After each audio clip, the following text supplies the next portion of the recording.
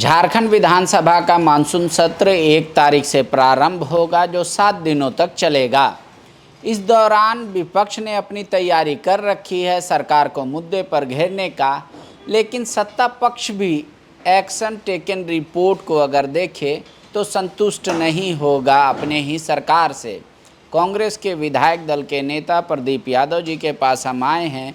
पिछले बार इन्होंने अडानी का मुद्दा उठाया था कि बिना पॉल्यूशन क्लियरेंस के भी काम हो रहा है। प्रदीप जी, जो आपने मुद्दा अडानी पावर प्लांट का उठाया था पिछले बजट सत्र में, सरकार ने आपकी बातों को स्वीकार किया, उस पर जांच कमेटी गठन करने का आश्वासन मिला था आपको। वो जांच कमेटी का गठन अब तक नहीं हो पाया, तो क्या प्रदीप जी उस मुद्दे को फिर से उठाएंगे, या फिर प्रदीप जी को लगेगा कि नहीं, अपनी ही सरकार है, सहयोगी की सरकार है, तो उठाना उचित नहीं है? देखिए, सरकार अपनी है, इसमें कहीं दो राय है नहीं। कांग्रेस, झारखंड मुक्ति मोर्चा, आरजेडी गठबंधन की सरकार है और दोनों के मुद्दे कॉमन हैं कि भाई हम गरीबों के हित में हैं, दलित, पिछड़ों, आदिवासी, अल्पसंख्यकों के हित में प्रायोरिटी से काम करते हैं, झारखंडियों के हित में प्रायोरिटी से काम करते। उसी का एक छोटा सा पार्ट था कि जिस प्रकार से पिछली सरकार में अडानी पावर प्लांट को बिठाया गया, कानून को ताक पर रख करके, जो भूमि अधिग्रहण कानून है उसका भी अनुपालन नहीं हुआ, अन्य चीज़ों का भी अनुपालन नहीं हुआ। सरकार को भी लगा कि भाई इन चीज़ों का अनुपालन नहीं हुआ है तो हम एक कमेटी से जांच कराएंगे मुख्य सचिव की अध्यक्षता में। हाल के दिनों तक कमेटी नहीं बनी है, मैं आपकी बात से सहमत हूँ, लेकिन मैं इस मुद्दे को लेकर के माननीय मुख्यमंत्री से हाल के दिनों में मिला था। अध्यक्ष जी को एक पत्र भी लिखा है कि भाई ये कमेटी बन जानी चाहिए, क्योंकि अगर सरकार ने घोषणा की है तो उस घोषणा का अनुपालन होना चाहिए। हमें लगता है कि सरकार निश्चित रूप से कमेटी बनाएगी। देर क्यों हुई है ये तो सरकार के लोग उत्तर देंगे, लेकिन सरकार बनाएगी, मुझे पूरा विश्वास है। जो मुख्यमंत्री ने मुझे आश्वस्त किया है कि नहीं, जांच होगी, कमेटी बनेगी। जब सरकार ने घोषणा की है तो उससे हम पीछे हटने वाले नहीं हैं, तो हमें लगता है कि आपको यह देखने को मिलेगा। लेकिन प्रदीप जी, एक है कि सरकार से आप ये सवाल करेंगे कि कमेटी अब तक क्यों नहीं बनी, सदन के पटल पर या चैम्बर में ऐसे मिलजुल के आप कहेंगे कि भाई कमेटी जो आश्वासन था उसको बना दिया जाए? दोनों का तरीका अलग होगा। वही हम जानना चाहते हैं कि प्रदीप जी कौन सा तरीका अपनाएंगे। देखिए, पहले आप एटीआर को देखें, पहले एटीआर सामने आए, सरकार के निर्णय सामने आए। जब मुख्यमंत्री ने आश्वस्त किया है, अध्यक्ष जी के जो आश्वासन समिति के जो आश्वासन को देखती है विधानसभा, जो उनके डिपार्टमेंट हैं, जो विभाग हैं, उन्होंने भी सरकार को पत्र लिखा है, उसकी कॉपी भी मेरे पास भेजा है। तो मैं आश्वस्त हूँ कि समिति बनेगी और उसके आगे जांच होगी। हाँ, एटीआर में यह बात ना आए तब फिर आपके प्रश्न पर हम उत्तर देंगे। ठीक है, एक सवाल और था मेरा कि वहाँ पे जो मज़दूर हैं अडानी पावर प्लांट के, वो आंदोलन कर रहे थे, आप भी उसमें शरीक हुए, उनको कहा कि आपकी डिमांड सही है, जायज़ है। उस समय जो यहाँ के मंत्री हैं संजय यादव जी, वो गए और उनको आश्वासन दिया। उस मामले में मज़दूरों को अब तक क्या मिला है, वो मैं जानना चाहूँगा। नहीं, मज़दूरों को अब तक कुछ नहीं मिला।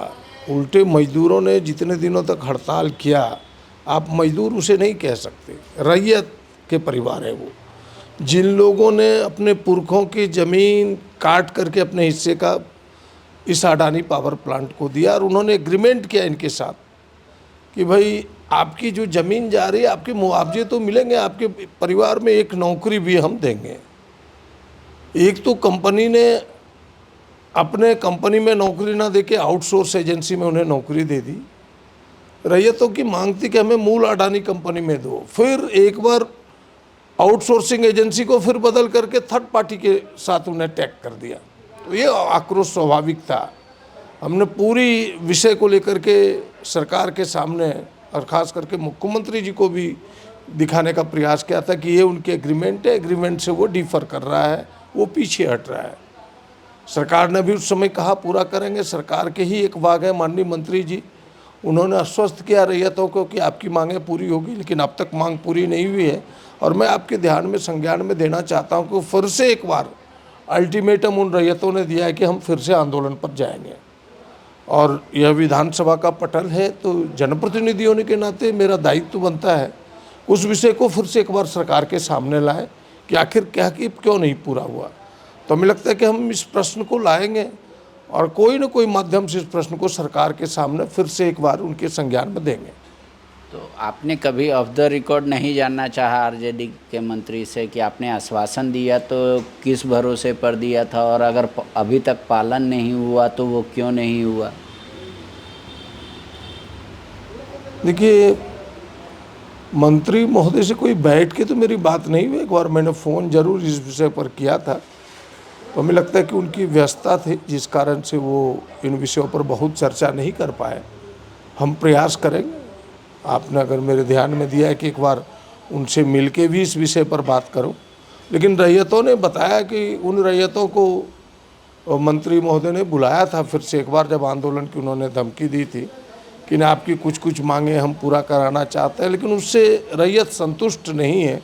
हमें लगता है कि वो विवश होकर फिर से एक बार आंदोलन पर जाएंगे, जो मुझे सूचना है। तो क्या कोई रैयतों ने डेडलाइन भी जारी कर रखा है कि इतने दिनों तक अगर हमारा डिमांड नहीं पूरा हुआ तो हम फिर से आंदोलन पर बैठ जाएंगे? नहीं, उनकी डेडलाइन तो मुझे पता नहीं है, लेकिन एक पत्र जो उन्होंने दिया था उसकी प्रतिलिपि जो मुझे दी थी कि फिर से हम आंदोलन करेंगे, ये प्रतिलिपि मुझे पता है। उन्होंने आंदोलन की धमकी दी है। हमें लगता है कि मौसम थोड़ा बरसात अधिक है अभी, तो हो सकता है कि बरसात की बात करें या बरसात के बीच में करें, लेकिन जो उनके चेहरे से, जो उनके हाव भाव से उन रैयतों को लगा कि वो फिर से एक बार आंदोलन में जाएंगे और हम उस रैयतों के साथ खड़े रहेंगे, सरकार से आग्रह करेंगे कि उसे पूरा करें। शुक्रिया। सरकार में आमतौर पे ऐसा ही काम होता है, इसको पंचवर्षीय योजना कहा जाता है। मजाकिया लहजे में कि इस 5 साल आपके मुद्दे पर विचार होगा, अगले 5 साल गंभीरतापूर्वक विचार होगा, और उसके बाद 5 साल में आपका कहाँ पहुँचा ये कहा जाए। मास कॉम का जब क्लास हो रहा था कॉलेज में, तो ये प्रोफेसर अपने अनुभव से हम लोगों को बताते थे, पर तब से लेकर अब तक सिस्टम की वही गति है, ज़्यादा स्पीड में नहीं चलती। शायद ये भी डर हो कि स्पीड में चलने से लड़खड़ाने का। क्या है वजह वो तो मुझे, सिस्टम की चाल जो मेरे गुरुओं के समय में थी आज भी वही है। कैसे बदलेगा कमेंट बॉक्स में ज़रूर लिख कर बताइएगा। शुक्रिया। जहां 27 वर्षों के सफर में 17,000 से भी अधिक छात्रों ने डॉक्टर एवं इंजीनियर बनकर भरे सफलता की ऊंची उड़ान, जहां साधारण छात्र भी झारखंड टॉपर्स बनकर बना रहे इतिहास। दूरदर्शी शिक्षाविद श्री विपिन सिंह के मार्गदर्शन में मेडिकल एवं इंजीनियरिंग के लाखों छात्रों के लिए आशा की किरण के रूप में गोल, नेशंस लीडिंग इंस्टीट्यूट। बायोम सिर्फ मेडिकल प्रिपरेशन का संस्थान। बायोम से लगातार दूसरी बार नीट यूजी में 700 मार्क्स पार। 10th पास स्टूडेंट्स के लिए फाउंडेशन कोर्स, 11th पास स्टूडेंट्स के लिए फ्रेशर कोर्स और 12th पास स्टूडेंट्स के लिए टारगेट कोर्स 17 अप्रैल से शुरू हो रहे हैं। कॉल 7360066190 और visit Biome, circular road near women's college and Hinoo, Ranchi. सरकारी परीक्षा की तैयारी का सबसे भरोसेमंद नाम NIBM।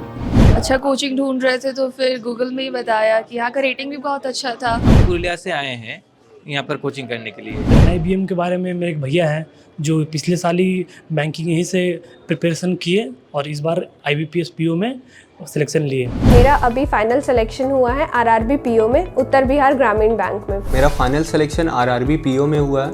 NIBM, thefollowup.in. Like, share and subscribe. www.thefollowup.in